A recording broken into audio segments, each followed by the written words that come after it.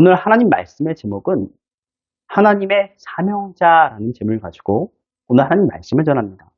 안녕하세요. 일주일 동안 어떻게 잘 지내셨습니까?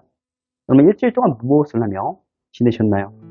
여러분들에게 일주일 한번 생각을 해보면 어떠한 것이 생각날지 몰라도 그래도 한 가지씩은 생각나는 것이 있으리라고 생각합니다.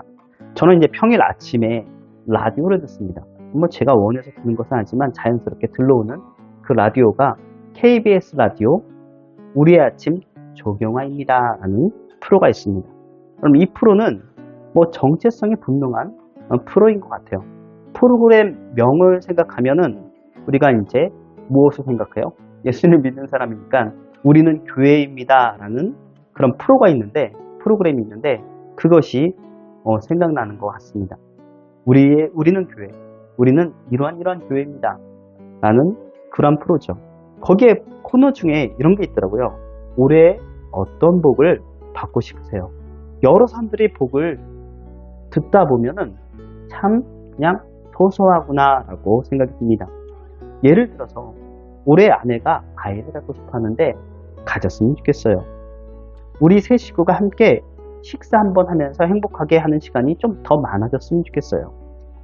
어머니가 아프신데 여기저기 아프시다 그러는데 올해는 안 아프셨으면 좋겠어요. 등 소확행적 행복이 소원이라는 것이죠. 그럼 여러분도 그렇지 않습니까? 생활 속에서 행복을 찾는 것이 우리입니다. 어떤 거창한 그 행복을 바라는 것이 아니라 소소한데도 그 순간순간에 하나님이 주시는 그 은혜를 맛보는 거죠. 그럼 우리 그리스도인의 사명도 소소합니다. 그럼 생활 속에서 사명을 찾는 것이 우리이죠.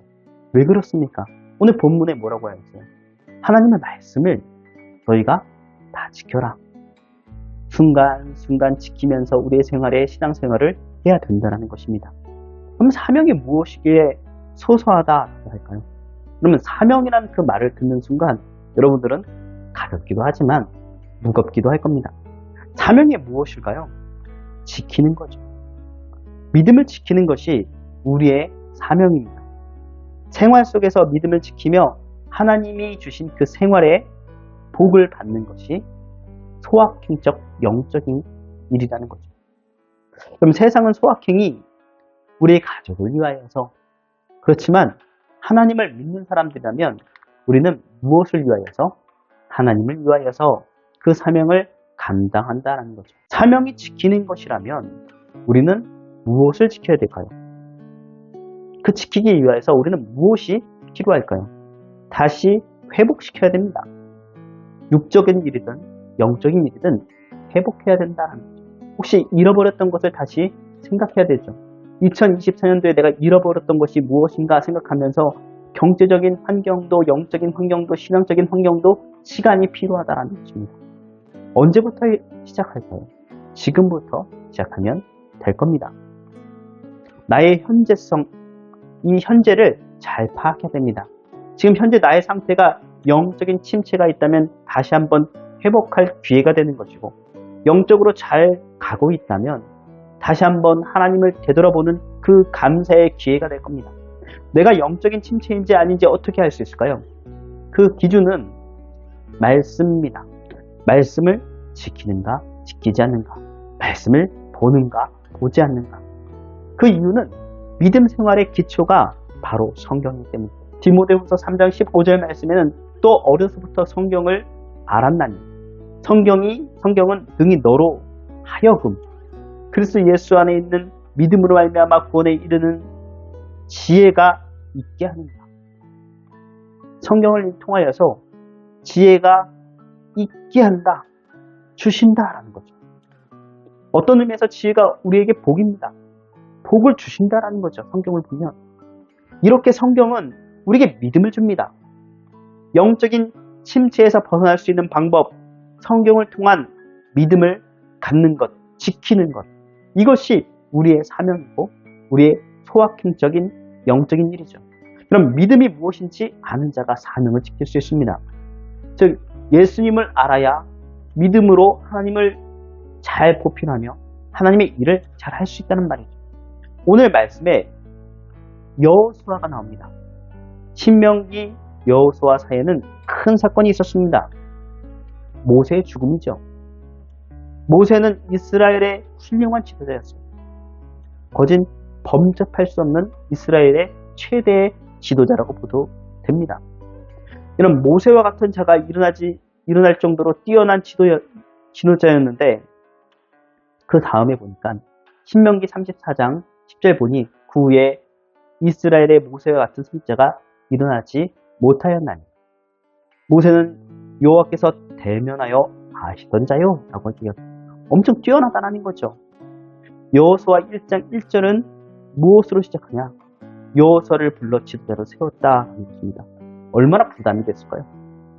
여태까지 일어난 그 선지자 모세 그 뒤를 이어서 그 마음에 부담감이 소확행이 아니라 부담감이 많았을 여호수아입니다. 그런데 하나님께서 이 여호수아를 불러서 얘기합니다. 여호와의 종 모세가 죽은 후에라고 시작하는데 잘 봐세요. 여호수아에게 붙은 수식은 뭐냐면 모세의 수종자 눈의 아들 여호수아. 성경이 깎아냈다는 건 아니지만 뭐가 수식이 좀 다르잖아요. 자, 모세는 여호와의 종. 지금 여호수아는 무슨 종? 모세의 종이라고 얘기하고 있습니다. 그럼 듣기에 여호와의 종이 좋은가요? 모세의 종이 좋은가요? 저와 같으면 이스라엘 지도자로 세우셨으면 여호수아의 그 위상을 여호와의 종 여호수아야 라고 부르시면 얼마나 좋을까 생각하였습니다. 누구나 같은 마음일 겁니다. 사람이란 말이죠. 그러면 모세보다 부족한 여호수아를 하나님은 왜 사용하실까요? 부족하지만 여호수아만의 장점이 있기 때문이죠. 어떤 장점이 있냐면 가나안 땅을 정탐하였을 때 10명의 정탐꾼을 한마디로 갔는데 기겁하면서 겁이 질려 있었습니다. 가나안 사람들은 엄청 뛰어난 전쟁의 광이기 때문에 죽음을 각오하더라도 우리가 전멸하고 만다라는 거죠. 근데 2명의 정탐꾼은 생각이 달랐습니다. 무조건 하나님이 있으니 우리가 이길 수 있다. 저들은 우리의 밥이 될 수밖에 없다. 그래, 현실은 인정해. 그렇지만 하나님이 우리에게 약속한 것이 있지 않느냐라고 얘기했다는 것이죠. 10명의 정탐꾼의 말을 인정했습니다. 그러나 우리에게는 하나님의 있음도 인정했습니다. 우리에게 하나님과 함께하니 두려울 것이 없다라는 것이죠. 하나님과 함께 하시면 가난한 사람은 밥이다. 우리는 승리는 우리의 것이다. 우리의 힘보다 세다는 것 인정하지만 거대해 보이지만 우리에게는 더 거대한 하나님이 계신다. 하나님은 믿음을 지키는 자에게 사명을 자에게 승리를 주실 수 있는 분이시다. 무슨 사명이요? 이스라엘 백성들은 무슨 사명을 받았나요? 가나안 땅에 가서 정착해라. 하나님의 말씀이잖아요. 하나님의 약속이잖아요. 그것의 사명을 받은 사람이라면 승리를 주시는 분이 누구냐 하면 하나님이시라는 것을 우리는 인정하며 나아가야 된다는 거죠. 하나님께서 여호수아에게 맡기신 일은 어떤 일이십니까? 아브라함과 모세에게 준 동일한 일입니다. 하나님의 일은 변함이 없었다는 것. 무엇만 바뀌어요? 사람만 바뀌었을 뿐입니다. 하나님은 롯과 헤어진 아브라함에게 말씀하셨습니다. 너는 눈을 들어 너 있는 곳에서 북쪽과 남쪽 그리고 동쪽과 서쪽을 바라보라. 그런 후에 보이는 땅을 내가 너와 내 자손에게 주리니 영원히 이르리라. 이 아브라함에게 말했던, 좀 추상적이지만 아브라함에게 말했던 그 약속이 지금까지 이루어졌는데 점점 구체화되어 간다는 것입니다. 그럼 창세기 15장 18절 말씀에는 그날에 여호와께서 아브라함과 더불어 언약을 세워 이르시되 내가 이 땅을 애굽 강에서부터 그 큰 강 유브라데까지 내 자손에게 주노니 라고 얘기했습니다. 여호수아서 1장 4절 말씀의 성취의 말씀이죠. 곧 광야와 이 레바논에서부터 큰 강, 곧 유브라데까지 강까지 해쪽 속의 온 땅과 또 해지는 쪽 대해까지 너희의 영토가 되리라 라고 합니다. 하나님의 약속은 변함이 없다는 것입니다. 이 성경은 우리에게 계속적으로 동일한 약속을 우리에게 주어진다는 거죠. 아브라함에게 주신 말씀과 여호수아에게 주신 말씀은 같습니다. 하나님이 주시려고 하는 땅, 너에게 반드시 주신다는 그 약속, 하나님의 약속은 반드시 이루어지고 땅에 주신다는 그 믿음을 지키는 것이 우리의 사명이라는 것입니다. 하나님은 계속해서 여호수아에게 말씀하십니다. 너의 평생에 너를 능히 당할 자가 없으리니 내가 모세와 함께 있었던 것 같이 너와 함께 있을 것이니라. 내가 너를 떠나지 아니하며 버리지 아니하리니. 여호수아 1장 5절 말씀. 그럼 여호수아가 대단한 것 처음 보이냐? 그렇지 않다는 거죠. 대단한 것 같아 보이지만 그가 누구와 함께 있었기 때문에, 하나님과 함께 있었기 때문에, 여호수아야 너가 부족한 것 같지만 하나님과 함께 한다면 너를 대적할 사람은 없다. 내 말씀만 지키며 나아간다면 너를 대적할 사람은, 하나님의 뜻을 가지고 가는데 너를 대적할 사람이 누가 있겠느냐라는 하나님의 승리의 약속입니다. 아무리 능히 너를 당할 자가 없으리라, 아무도 내가 너에게 준 그 승리를 가로챌 자가 없으리라, 내가 항상 너와 함께 있을 것이니 내가 떠나지 아니하며 너를 버려두지 아니할 것이다 라고 얘기하는 그 약속의 말씀이 과연 모세와 여호수아에게만 주어진 그 약속이냐 할 것이죠. 여러분에게도 우리에게도 주신 말씀이라는 것입니다. 하나님의 말씀을 지켜 행하면 그 약속의 말씀이 나에게 이루어지고 너는 무엇을 하면 된다? 성경의 약속을 믿고 지키면 된다. 그 사명을 지키면 된다. 하나님 어떠한 분이십니까? 사명을 함께하는 자, 사명을 지키는 자, 하나님의 뜻을 이루는 자에게 함께 하시는 분인 줄 믿습니다. 하나님의 일이 무엇인지 알았다면 하나님의 일을 하는 사명자에게 하나님은 어떻게 하실까요? 뭐라고 하십니까? 약속을 받은 그 사명자, 무겁죠, 이 사명이. 근데 왜 소소하고 어떤 의미에서는 가볍다고 얘기할까요? 왜냐하면 하나님께서 이 사명자에게 무엇을 주시는지 믿기 때문입니다. 힘을 주십니다. 하나님은 사명자에게 무엇을 주면 위로의 힘을 보태주시죠. 여호수아 1장 6절에서 7절 말씀에 강하고 담대하라. 너는 내가 그들의 조상에게 맹세하여 그들에게 주리라 한 땅을 이 백성에게 차지하게 하리라. 오직 강하고 극히 담대하여 나의 종 모세가 내게 명령한 그 율법을 다 지켜 행하고 우로나 좌로나 치우치지 말라. 그리하면 어디로 가든지 형통하리라. 앞에서 먼저 말씀하신 하나님의 임재와 권능이 여호수아에게 함께하라는 그 약속이었고, 이번에는 마음을 강하게 하고 극히 담대하라는 그 말씀, 위로의 말씀과 힘이 되는 그 말씀을 우리에게 주신 거죠. 사명자에게 힘을 주신다라는 거예요.